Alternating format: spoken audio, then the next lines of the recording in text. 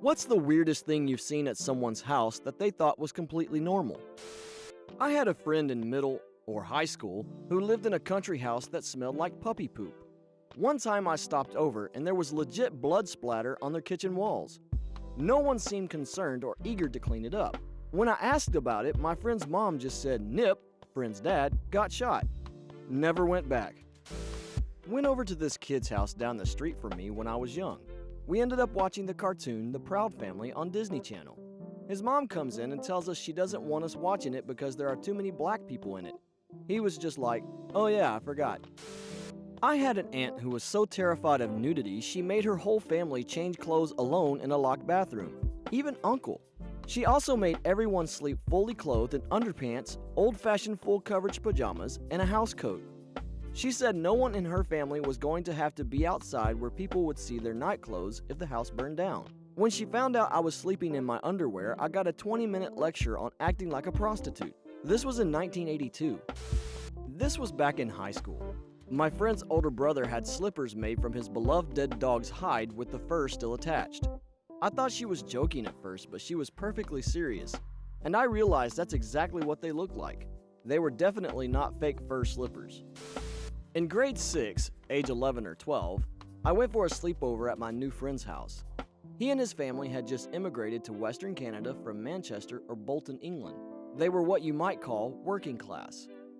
As soon as I got there, his toothy mother comes into his room with a pen and notepad and casually asks us what would we have from the liquor store. We must have ordered about $50 worth of alcohol between us. That night, we just got absolutely trashed on rum and cokes, playing Super Nintendo in his basement like it was completely normal. I remember jumping on the trampoline at probably 2 or 3 in the morning while his father barbecued sausages for us to eat. His parents otherwise sat in their living room smoking and watching TV all night without a care in the world for the stumbling preteens downstairs. At regular intervals, his mother would come down with snacks and treats as we damn near stayed up till dawn laughing and horsing around and having the time of our lives. At a friend's house when I was younger, went to use the restroom. 4 women in the house. All of them were in the habit of leaving their bloody ladies' products lying messy side up in the lidless garbage can. Growing up with a mom and 2 sisters, we all got through Shark Week as discreetly and invisibly as possible. I had never considered that other women didn't worry as much about hiding bloody pads or tampons from visitors. At one point, butter that was stored outside of the refrigerator. I have since learned that this is perfectly okay, but growing up in a family that strictly kept the butter in the fridge had me believing there was no other way. Now I know. Couple of things. At one house, a microwave on top of a toilet. You couldn't enter the kitchen due to the amount of hoarding, so if they were hungry, they would plug the microwave in, place it on the toilet, and microwave some food. At another house, lots and lots of empty boxes, stacked in every corner of the house in case they ever had to return items. I can somewhat understand that mentality, but when you've used that item for years, return policies don't apply anymore. When I was younger, my parents signed me up for a bunch of theater programs. I'm not sure if any of you have ever been into theater, but it really brings together an aberrant bunch of people. Anyway, I made friends with this normal-seeming girl named Madeline. She was cute as a button and read a lot of books and was into art, so we got along swimmingly. We hang out a lot at my house and in public places like movie theaters and such, and one day I ask her if we can spend the evening at hers. She says yes, but cautions me that her family is a bit weird. I chalk this up as a typical preteen social anxiety and normal family insecurities that everyone that age has, and I assure her that I'm sure it will be fine. So sometime a few days later, she invites me over for dinner. Everything is normal from the time I step out of my dad's car to the time her father opens the door to their home. Their very, very unfinished home. And I don't mean in the process of moving unfinished. I mean that everything was very neat, tidy, and even decorative, but the house itself was unfinished. I mean, pictures were hanging on the walls, but some of the walls didn't have plaster or paint or anything. They were just boards like a foundation where walls should have been, as if the construction had been halted halfway through the completion of the home, but the residents moved in and got settled anyway. There were no doors on any of the rooms, not even the bathroom, and my friend's bedroom only had completed walls on the side of her room that separated it from the exterior of the house. I asked her what the deal with it all was, and she said, "Yeah, it's been like this for the past 10 years. My parents took over the building process because of some disagreement with the contractors, and then they just sorta didn't finish. We don't really mind though. None of us need privacy or anything. We're a close family. Even her parents seem entirely unperturbed by the lack of bathroom privacy and no problems relieving themselves with me in the next room. It was weird. My buddy's dad had a thing about paying for water. So if it's yellow, let it mellow. If it's brown, flush it down didn't even work for him. The bathrooms were terrible. They wouldn't flush at all unless his dad made them flush. I hated going there. I had a friend a while back who had her boyfriend living with her and her mom. Rather than get up to go to the bathroom to pee in the middle of the night, he would pee in a soda or beer bottles and just put them on a built-in shelf above the bed. They would then just sit there until the shelf filled. She was just okay with it. I probably also lived in a weird household. Friends said it was, anyway. I was raised by my dad and my grandma, and my grandma had some very strange ideas of what a normal house was. All shoes had to be kept on a bookshelf by the back door, and my dresser was in the kitchen, despite me having a perfectly fine bedroom. I slept on a straw coat in a room with my sister, who had a normal queen-size bed. On holidays, I was expected to recite something by rote.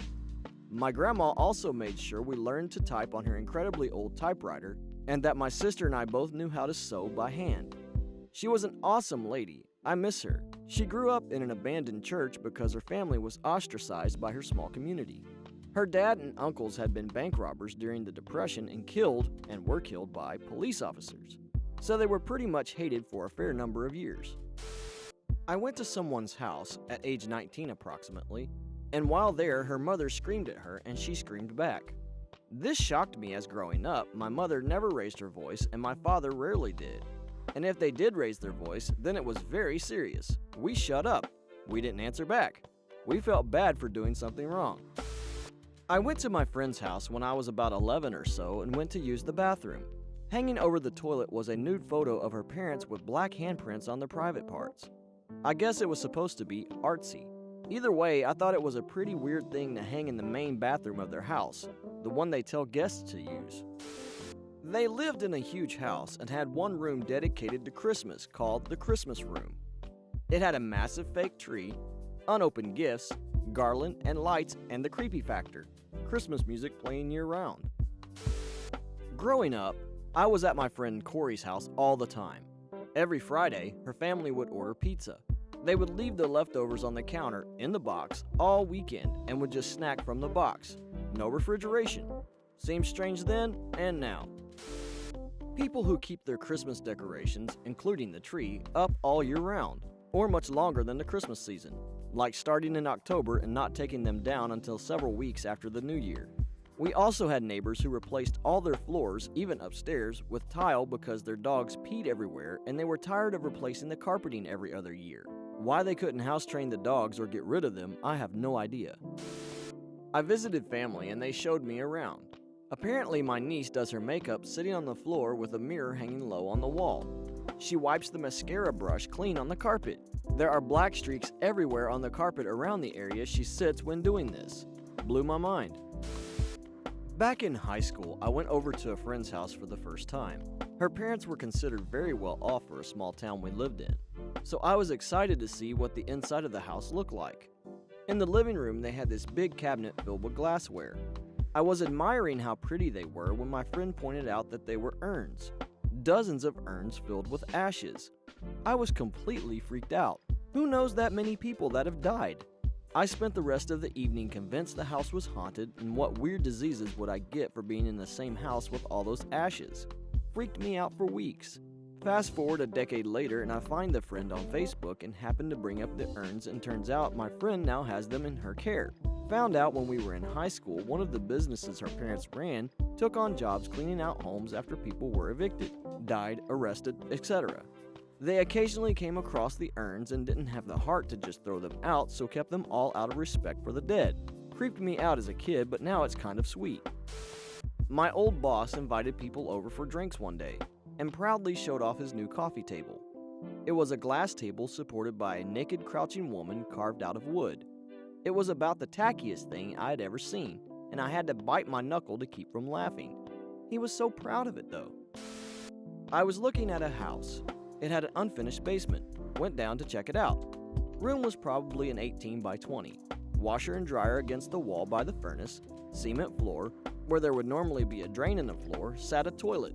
all by itself, with a roll of toilet paper sitting on the floor beside it. Biggest bathroom ever. Not me personally, but a guy I know, my brother, is a plumber and he got called to a house. He's always telling me stories about toilets overflowing with poop. This one couple had a toilet overflow with so much waste that it flooded out into the kitchen. Their child had been playing in the waste that day and was covered in it. When he asked them about the kid, he swears they responded with, "She will be fine. It's organic and it will help her immune system." He says the smell was shocking. I slept over at a friend's house once. Like many sleepovers, there was no sleeping, but this wasn't for a fun reason. My friend had warned me that they had cockroaches, but never specified how bad. I figured it would be a couple scurrying out when the lights were off and that would be it. No, wall-to-wall crawling cockroaches. Like had to shake off the mat I was supposed to sleep on cockroaches. Her dad told me about how they oiled the inside of their leftover pop bottles and left bits of food at the bottom to lure them in so they could kill them with hot water and flush them. He then kindly offered me some cotton for my nose and ears so that they didn't crawl in while I was asleep. I convinced my friend we should stay up all night watching movies and then wait and see the sunrise outside.